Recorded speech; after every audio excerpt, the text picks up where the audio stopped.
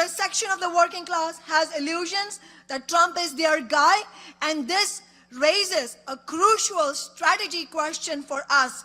How do we win those working people over to a fight back? Because we have seen that on issue after issue, whether it is raising the minimum wage or taxing the rich or Medicare for all or ending the genocide in Gaza, American working people are more progressive than ever before.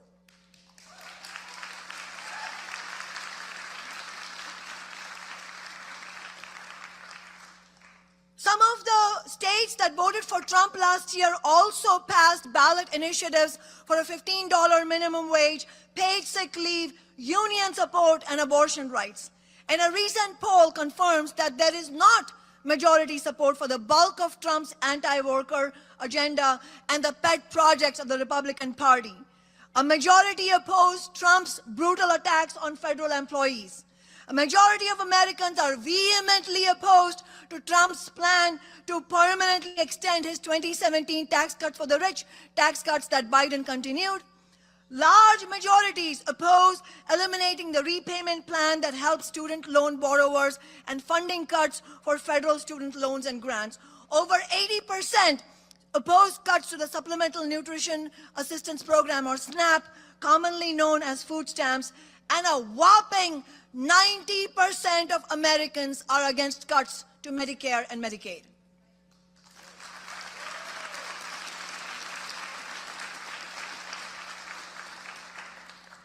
Trump's own approval ratings, while higher in the past, are basically breaking even. About an equal number approve and disapprove. And this is during his so-called honeymoon period. These approval ratings have nowhere to go but down. But we should not expect that it will happen overnight. We should not be complacent. And in the meantime, Trump and the billionaires are going for broke. They want to do maximum damage at this moment before a serious opposition to their assault develops and before the real impacts of the damage they're doing becomes clear. The main success of this billionaire in the White House has been tapping into the widespread anger at the establishment, and in this, he's been handed a humongous gift by the rotten Democratic Party and its endless betrayals of working people, which allowed him to get re-elected after he left office as the most unpopular president in modern American history. The huge irony is that Trump is the one capitalizing on working class anger, and the anger that is actually at billionaires and the rich, and the very same class that Trump himself belongs to and represents. Politicians and the corporate media were stunned by the show of support on social media for Luigi Mangione, the man accused of killing United Healthcare CEO Brian Thompson last year. They were even more shocked when polling showed that this was not some fringe phenomenon, but a strong majority sentiment, nearly 70%.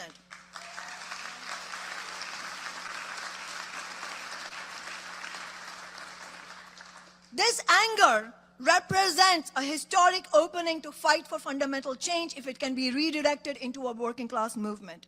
Killing individual CEOs is no solution. Thompson has already been replaced with another blood-sucking executive.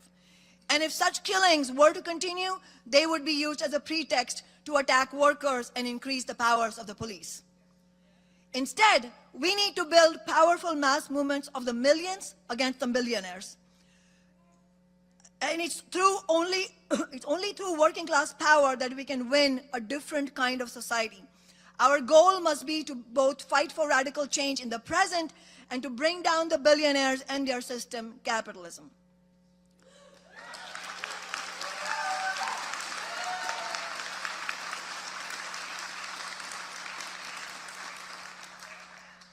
Unfortunately, alongside the fury of working people, the most prominent feature of this political moment is the near total vacuum of clear leadership on the left and in the labor movement. There is a profound shortage of leaders prepared to break with the political parties of the rich. We've seen betrayals one after another of these so-called progressives. Bernie Sanders, AOC and the Squad, and progressive labor leaders like Sean Fain. Both Bernie and AOC played a central role in bringing Trump to power. They uncritically supported Biden and then rushed to endorse Harris. They abandoned Medicare for all. They abandoned the fight for a $15 minimum wage. They could have organized mass rallies on either of those demands and put massive pressure on both parties and built a new party in the process.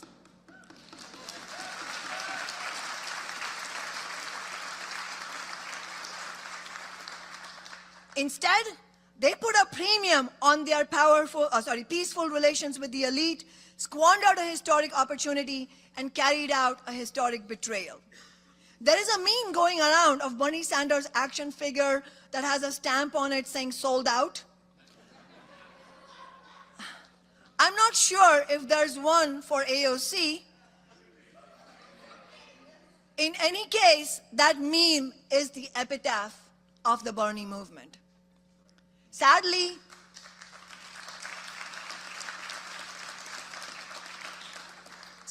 it was a predictable ending. I, like many of you, was part of Sanders' movement, and we were correct to be because millions were coming together, but some of us did so with our eyes open. From the beginning, myself and the socialists who are part of revolutionary workers today noted the fundamental mistake of funneling people into the Democratic Party. We warned about the dead-end nature of this strategy of a political revolution against the billionaire class from inside a party that is owned lock, stock, and barrel by that same billionaire class.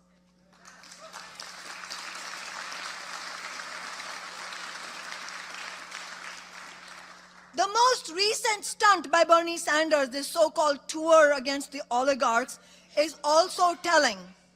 Even at this moment, Sanders is trying to redirect people back towards the Democratic Party. One of his 3 central planks is reform the party. Reform the party? Seriously? This party that has stabbed us all in the back 1,000 times over? I don't think so.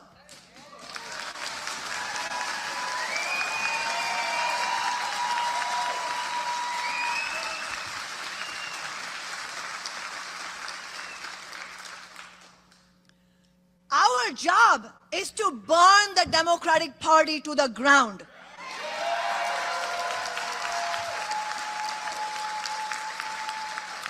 Well said. To destroy point, any Charles. remaining illusions in it, in any idea that it represents workers or oppressed people. We need a new mass party for the working class and the oppressed.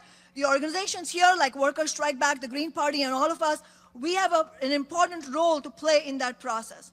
But that will not happen so long as lesser evilism rules the day and until the utterly failed strategy of voting for one billionaire party so that another billionaire party can win is abandoned.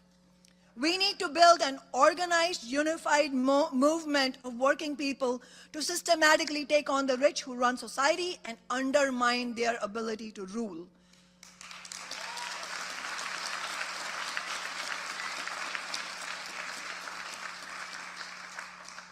We have a lot of wind at our backs. There is a major opening for working class politics. But we also have real obstacles. We face the absolute disaster that the left and labor leadership have become, and along with that, all the rotten ideas that are being argued for by those misleaders. So we need to return to the basics, and we need to get something straight. First, this system does not belong to us. Capitalism is a system of rule by the rich and solely for the rich.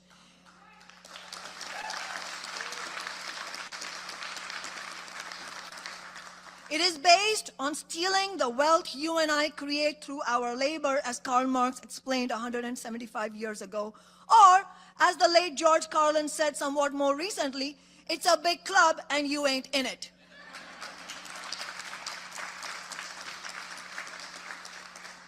Second, the main reason this tiny sliver of society, the billionaires, the capitalist class, are able to own more wealth than a large majority of the world's population, more than billions, the only reason they can make us work long hours and live off crumbs while they amass untold wealth is by dividing working people, the overwhelming majority of society.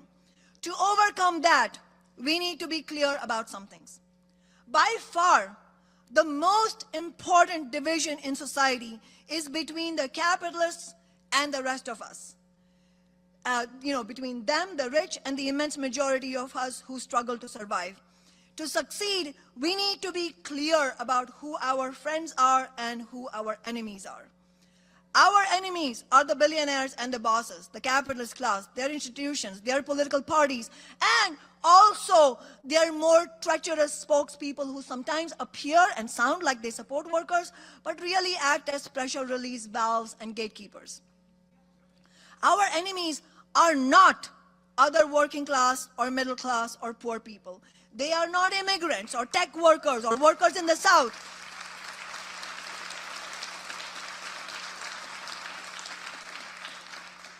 Or Muslims, or trans people, or ordinary Republican or Democratic voters, or independent voters, or non-voters. Our enemies are those who make billions or even millions of dollars a year, own the politicians, own the land and the resources, and who call the shots in the system. Our enemies are also those who justify and protect the interests of the rich. And because we outnumber them 1,000,000 times over, they need to invent 1,000,000 ways to divide us. They use nationalism and xenophobia. They tell us that workers in other countries, whether China or Russia or immigrants from Mexico, they tell us they are our enemy. This is one of Trump and the Republican Party's favorites. They use identity politics, which is favored by the Democratic Party. Identity politics is a systematic weapon used by the ruling class to stoke division between white workers and non-white workers, between workers based on gender, sexual orientation, and nationality, between workers with college education and millions of other workers whom Hillary Clinton insultingly called the basket of deplorables and Biden more recently called garbage. We need to be clear about the difference between identity politics and the fight against oppression. Identity politics is corrosive to working class solidarity. But it is the responsibility of all of us in the working class to fight together against all oppression.